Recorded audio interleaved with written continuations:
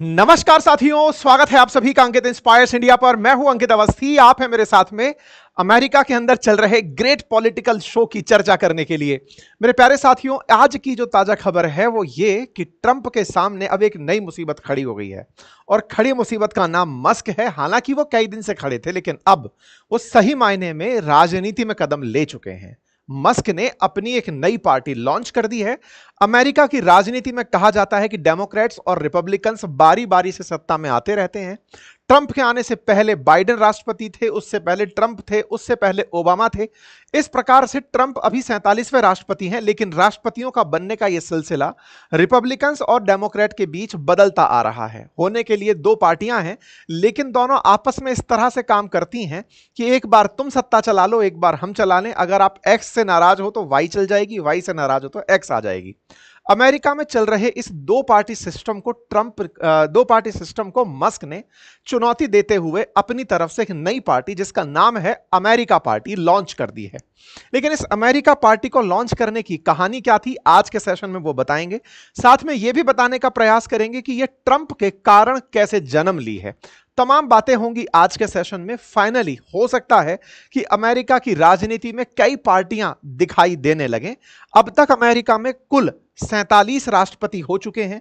45वें Trump थे, उसके बाद में फिर बाइडेन आए। अब चूंकि वापस से ट्रंप आ चुके हैं, इसलिए कुल 47वें पद पर ये बैठे हैं। एलॉन मस्क क्या भविष्य में अमेरिका के राष्ट्रपति बन पाएंगे? टेक्निकली बात की जाए तो जवाब ना है, क्योंकि अमेरिका का कानून कहता है कि जो व्यक्ति अमेरिका में ही पैदा हुआ हो वो अमेरिकी राष्ट्रपति बन सकता है। एलॉन मस्क मूलतः साउथ अफ्रीका से हैं, लेकिन फिलहाल वो अमेरिकी नागरिकता के साथ अमेरिका में रह रहे हैं। अमेरिका से पहले उनके पास कनाडा की नागरिकता थी, अभी फिलहाल वो अमेरिकी नागरिकता के साथ हैं। नागरिकता होना अमेरिकी राष्ट्रपति के लिए आवश्यक शर्त नहीं है, नागरिकता के साथ साथ वहीं जन्म लेना भी आवश्यक शर्तों में शामिल है। ऐसे में चूंकि आपने जन्म नहीं लिया, तो क्या आप ट्रंप के बाद चुनावों में खड़े होने की कोई तरीके तलाश रहे हैं? फिलहाल तो जिसकी संभावनाएं ना के बराबर हैं, फिर आप राजनीति में क्यों आ रहे हैं? राजनीति की चर्चा हो तो यह कहा जा रहा है कि इन्होंने वन पार्टी सिस्टम से लड़ने के लिए नई पार्टी लॉन्च की है। तो आज काफी सारे क्वेश्चंस आपके सामने हैं। क्या यह अमेरिका में संभव है, दो पार्टी सिस्टम से थ्री पार्टी सिस्टम में जाना? मस्क का आफ्टर ऑल विजन क्या है? मस्क अगर पार्टी लॉन्च कर भी देते हैं तो क्या कभी भविष्य में वो किसी तकनीक से राष्ट्रपति बन पाएंगे? तमाम प्रकार के प्रश्न जो दिमाग में बन रहे हैं वो चर्चा करेंगे। क्यों ऐसा होता आया है कि कोई भी थर्ड पार्टी आज तक अमेरिका के चुनावों में टिक नहीं पाई है? तो एक एक करके सारी बातें आज के सेशन में होने जा रही हैं, आते हुए आपके सामने बढ़ेंगे। लेकिन उससे पहले अगर आपको राजनीति समझनी हो भारत की राज व्यवस्था के रूप में, तो स्वागत करिए हमारे इस कोर्स का। यह कोर्स आपके लिए उपलब्ध है अपनी पाठशाला एप्लीकेशन पर, जिसमें मैंने भारतीय राज व्यवस्था, इतिहास, अर्थव्यवस्था, भूगोल सब पढ़ाया हुआ है। बाईलैंग्वेज कंटेंट है। जो पढ़ाया गया कंटेंट है वो आपको हैंड रिटन नोट्स में उपलब्ध है। जो नए अपडेटेड फॉर्म में है उन्हें आप ऑर्डर कर सकते हैं एप्लीकेशन से भी, और यूट्यूब के नीचे लगे स्टोर के लिंक से भी। हमारी नई साइंस एंड टेक्नोलॉजी की किताब भी आपके लिए उपलब्ध है, आप उसे एक्सेस कर सकते हैं। साथ ही साथ बातें बाजार की एप्लीकेशन पर हमारा जो कोर्स है, जिसमें फंडामेंटल ऑफ स्टॉक मार्केट और फंडामेंटल ऑफ म्यूचुअल फंड उपलब्ध कराया जा रहा है कॉम्बो में, आप उसे एक्सेस कर सकते हैं। इंडिविजुअल कोर्सेज भी बातें बाजार की एप्लीकेशन पर उपलब्ध हैं। चलिए शुरू करते हैं। जैसा कि आप सभी जानते हैं कि अमेरिकी राजनीति में इन दिनों एक भूचाल आया हुआ था, उसका नाम था one big beautiful bill, OBB. ये ओबीबी करके जो बिल बना हुआ था, ये बिल अब कानून में परिवर्तित हो चुका है। कानून में परिवर्तित होने के लिए इसका जो कार्य तरीका है वो वैसे ही है जैसे भारत में होता है। भारत में जिस प्रकार से संसद के अंदर 3 अभिन्न अंग होते हैं, लोकसभा, राज्यसभा और राष्ट्रपति, अमेरिका में भी कुछ वैसा ही है। वहां की कांग्रेस के 2 सदन प्लस राष्ट्रपति का साइन, ये तीनों की ही सहमति आवश्यक होती है किसी बिल को कानून बनाने में। हाउस ऑफ रिप्रेजेंटेटिव, सीनेट और राष्ट्रपति के हस्ताक्षर से मिलकर के कोई भी व्यवस्था, कोई भी आदेश, कोई भी जो बिल है वो एक्ट के रूप में जा पाता है। यही बिल इन दोनों के बीच के झगड़े की असली वजह था। हालांकि मैंने इस पर कई सेशन अब तक कर दिए हैं, फिर भी मैं आपको हल्का सा ब्रीफ में बताऊंगा कैसे एक एक्ट ने इन दोनों को, क्योंकि पहले यह बिल था अब एक्ट के रूप में आया है, कैसे एक एक्ट ने दोनों को झगड़ने पर मजबूर किया। एलॉन मस्क किस तरह से इस बिल के विरोध में रहे, कैसे वो समय समय पर ट्रंप को धमकाने के लिए पुरानी फाइल्स का हवाला देते रहे। इवन ये हद हो गई थी कि इस बिल के पास कराने पे जहां ट्रंप लगातार मेहनत कर रहे थे, वहीं इलॉन मस्क ट्रंप को धमकाए जा रहे थे कि यदि आपने ये बिल पास किया तो मैं अमेरिका में एक नई राजनीतिक दल बना दूंगा। यह खबर 5 जून की है, जब इलॉन मस्क ने अपनी तरफ से अमेरिका में एक नई पार्टी के लिए लोगों से पोल करवा लिया था, जिसमें लगभग 16 करोड़ लोगों ने पार्टिसिपेट किया था और उसमें से 80% का कहना था कि आप पार्टी बना सकते हैं। यानी इलॉन मस्क ट्विटर के मालिक इस समय नई पार्टी के लिए साइकोलॉजिकली पहले से तैयारी कर रहे थे कि यदि यह बिल पास होता है तो मुझे पार्टी बनानी पड़ेगी। हालांकि बीच में ऐसी स्थितियां बनी जब बिल पास होता हुआ नहीं दिख रहा था, ट्रंप ने मस्क को मनाया, काफी सारे उतार चढ़ाव आते रहे, लेकिन इन सभी के बीच में उतार चढ़ाव होते होते आज का दिन यह है कि यह बिल पास हो चुका है और यह एक्ट बन चुका है। इस बिल के पास होने के मायने यह हैं कि अमेरिका उन छोटे लोगों पर, छोटे से मतलब अमेरिका की नजर में छोटे, जो टिप से पैसे कमा रहे हैं, ओवर टाइम से पैसे कमा रहे हैं, उनके ऊपर टैक्सेशन कम कर देगा। साथ में ही इमिग्रेशन के अंदर जो लोग अवैध रूप से अमेरिका में एंट्री कर गए हैं, अब उनका मास डिपोर्टेशन कर सकेगा। इस बिल के माध्यम से अमेरिका इस बात पर बहुत पैसा खर्च कर सकेगा जो अमेरिका में अवैध रूप से एंट्री कर गए हैं, उन्हें देश से बाहर भगाने के लिए। उन्हें देश से बाहर भगाने के लिए नए कर्मचारियों की नियुक्ति की आवश्यकता होगी। अब ट्रंप प्रशासन नए कर्मचारियों को आईसीई के तहत नियुक्त करेंगे। ना केवल नए कर्मचारी नियुक्त किए जाएंगे, बल्कि भर भर के अब अधिकारियों के द्वारा मास डिपोर्टेशन मिलियंस में लोगों की जाने की संभावना है। ऐसा ट्रंप का विजन है। हालांकि इसको लेकर कई तरह के क्रॉस क्वेश्चन है। मैक्सिको के साथ चाहे वॉल बनाना हो, और सबसे इंपॉर्टेंट जिस बात पर इनकी मस्क से नहीं बनी थी कि इलेक्ट्रिक व्हीकल्स को लेकर के ट्रंप प्रशासन आने वाले समय में लोगों के ऊपर बाध्यता खत्म कर देगा।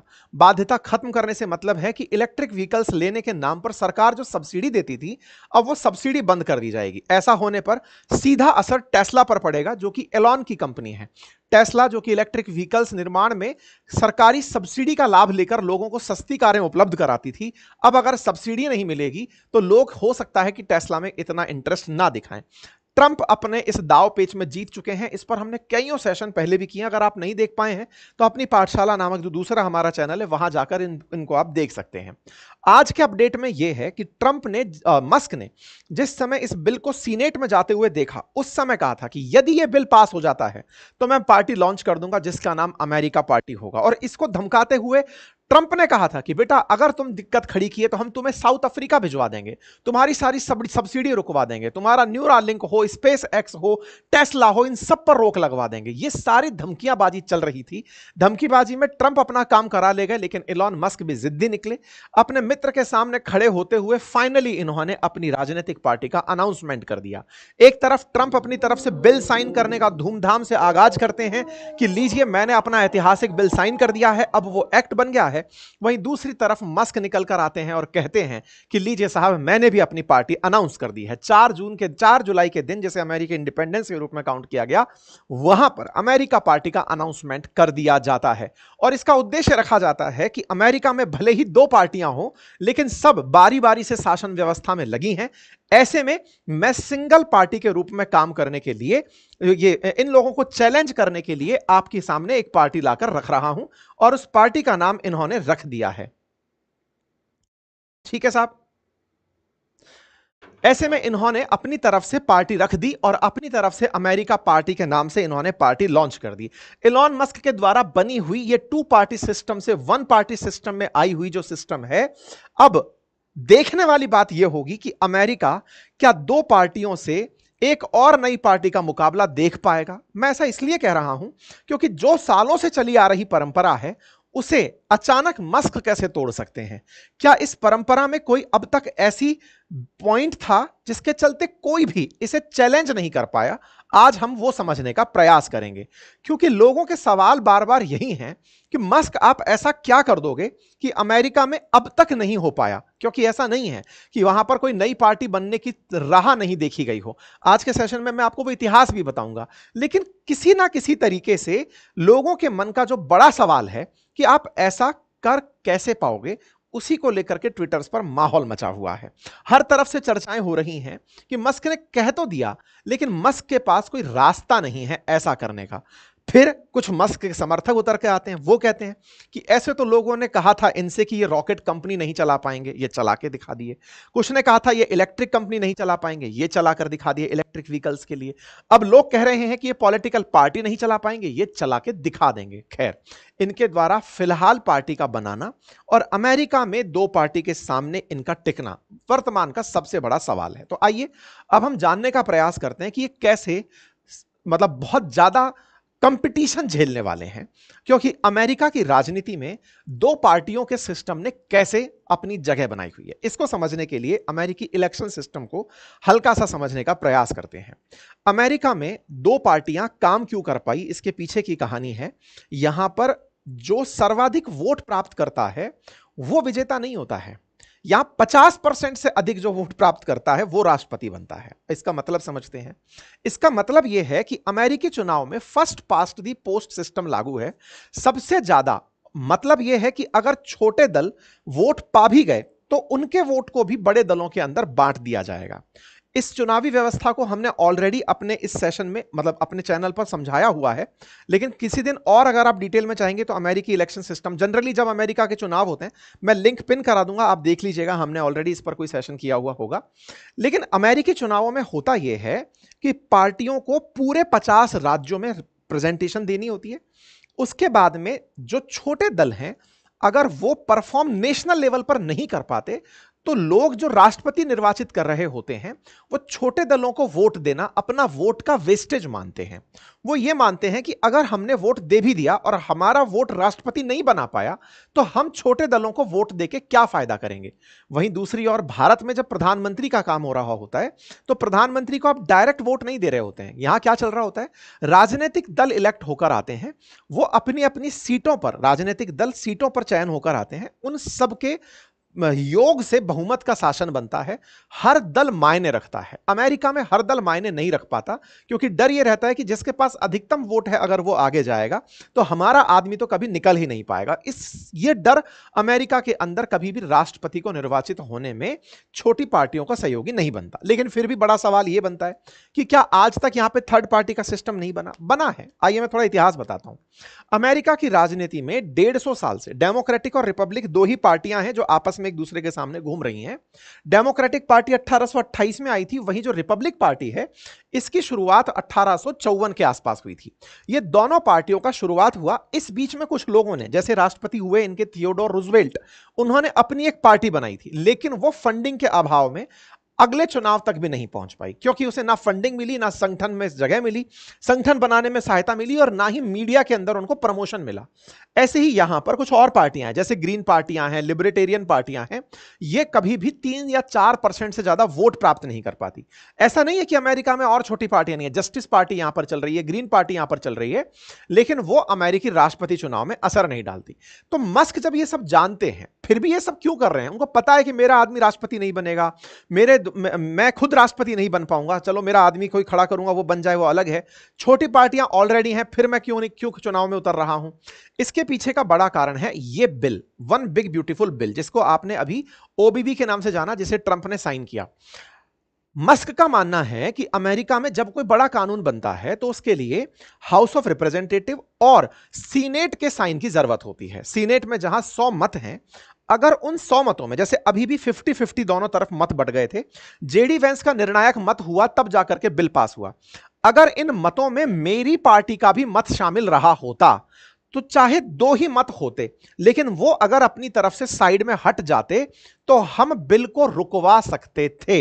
इनका केवल सेंस ये है, इनकी शुरुआती लड़ाई राष्ट्रपति बनने की नहीं है। इनका कहना है कि कोई भी ऐसा साठगांठ से बना हुआ कानून ना बन जाए, चाहे हाउस ऑफ रिप्रेजेंटेटिव हो या सीनेट हो। इनकी पहली जो चॉइस है वो ये कि हम किसी भी बिल में अपना से एंट्री करा सकें कि मेरा ये मानना है, इस चीज को इस तरह से मान लीजिए, मेरे वोट मायने रखते हैं, इस तरह से ये पार्टी में एंट्री करेंगे। फिर बड़ा सवाल अगर ये ऐसे एंट्री करेंगे तो तरीका क्या होगा? तरीका ये है कि अमेरिका के 50 राज्यों में हर जगह पर ट्रंप समर्थित सरकार नहीं है, ना ही बाइडेन समर्थक है। कुछ जगह पर दोनों पार्टियों से खफा लोग रहते हैं, लेकिन उनके पास ऑप्शन नहीं होता। ये उन लोगों को ये विश्वास दिलाएंगे कि देखो, सरकार फिलहाल के लिए राष्ट्रपति जो भी बनकर आए वो तो आपके सामने होगा, लेकिन हम अपना से रखते हुए, अपनी आवाज रखते हुए किसी भी बिल में अड़ंगा भी लगा पाए शुरुआत में, तो सत्तारूढ़ पार्टियों को हमसे बनकर चलना पड़ेगा। और ऐसा आपने बहुत बार देखा होगा, कई बार कम सीटें पाकर भी व्यक्ति अपनी पार्टी का मुख्यमंत्री हमारे राज्यों में बनते देखे, चाहे मुख्यमंत्री महाराष्ट्र में बने हुए देखे हों या बिहार में। कम सीटें हैं लेकिन निर्णायक सीटें हैं, अगर उनकी वजह से बहुमत हासिल हो रहा होता है तो छोटी पार्टी का भी नेता मुख्यमंत्री के पद तक पहुंचता है। इनका शुरुआती प्रयास यही है कि हम पहले छोटा दल बनाएंगे और उस छोटे दल से अमेरिका के अंदर सत्ता का निर्धारण करेंगे कि कौन व्यक्ति हमारे बिना सरकार बना पा रहा है। ठीक है, यह सोच करके मस्क इस काम के अंदर उतर रहे हैं। अब सवाल बनता है, क्या यह कर सकते हैं? कर सकते हैं। क्यों कर सकते हैं?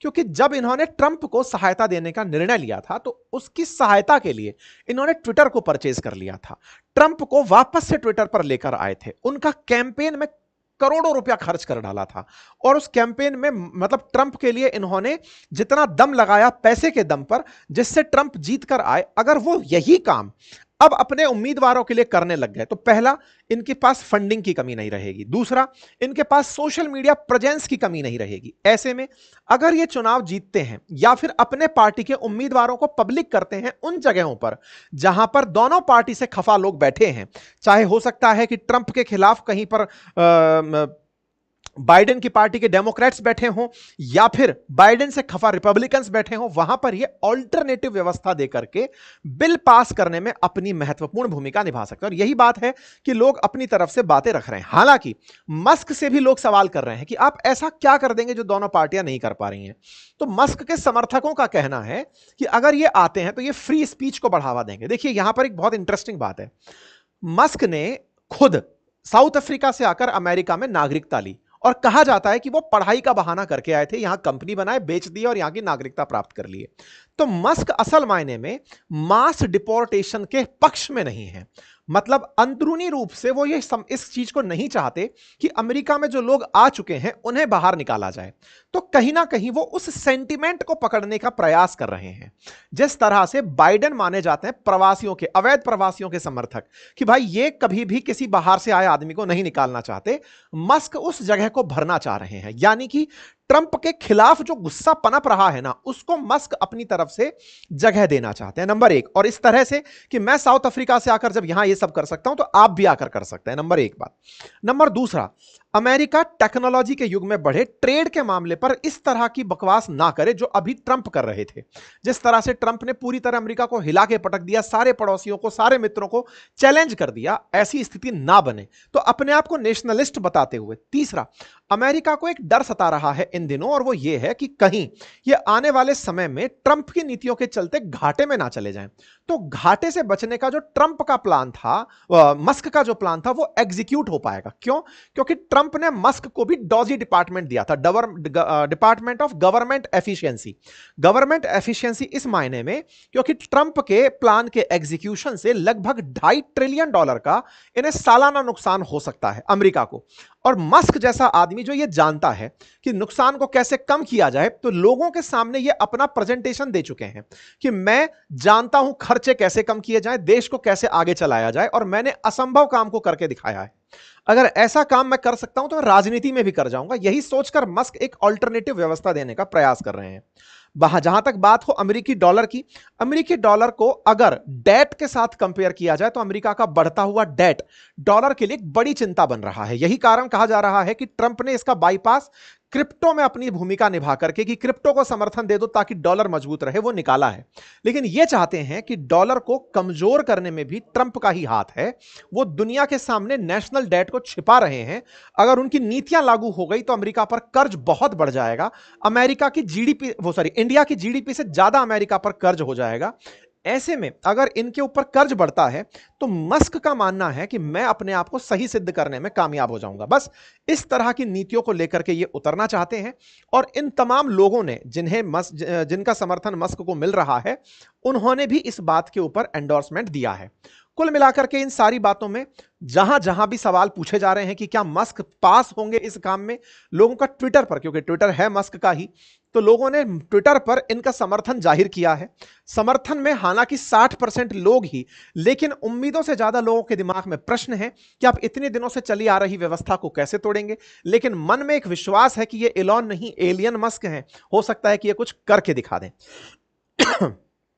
आपको क्या लगता है कि क्या ये कुछ ऐसा कर पाएंगे? क्या 2028 के इलेक्शन में इनके द्वारा कुछ सिग्निफिकेंट किया जा सकेगा?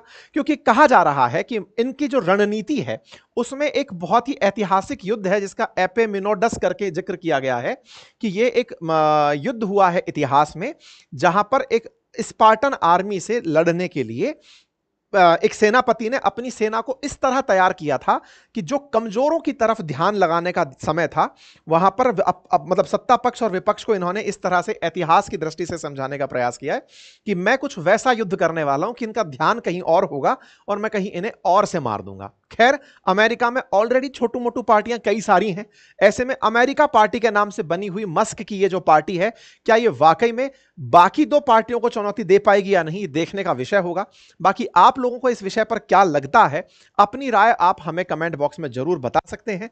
फिलहाल के लिए इतना ही। जानकारी पसंद आई हो तो साथियों से साझा करें, अपनी राय जरूर यहां पर हमारे साथ लिखें। एक यहां पर अपडेट जरूर है, जैसे ही मस्क ने यह डिसाइड किया कि वो राजनीति में एंट्री कर रहे हैं, उनको एक इन्वेस्टमेंट मिलने वाला था एजोरिया से, वो इन्वेस्टमेंट होल्ड कर दिया गया है। ईटीएफ्स आने वाले थे, एक्सचेंज ट्रेडेड फंड आने वाले थे अगले हफ्ते। उस कंपनी ने अपने फंडिंग से बैकिंग कर ली है। बोले हमारी राजनीति में कोई जाने की महत्वाकांक्षा नहीं थी, तो हम मस्क से जानना चाहते हैं कि ये अचानक राजनीति का प्लान कहां से आया। अगर आपके दिमाग में कुछ ऐसा है तो हम अपनी फंडिंग रोक रहे हैं। खैर, हो सकता है कि ये ट्रंप के प्रभाव में हो, जिसके चलते टेस्ला के शेयर्स के भाव में भी अंतर आता हुआ दिखा है। लेकिन ये अंततोगत्वा इस बात पर टिका है कि मस्क अपनी इस जिद को किस तरह तक लेकर अमेरिका में क्या कोई नई राजनीतिक व्यवस्था ला पाते हैं, ये आप अपने विषय पर राय रख सकते हैं। फिलहाल के लिए इतना ही। बहुत बहुत धन्यवाद।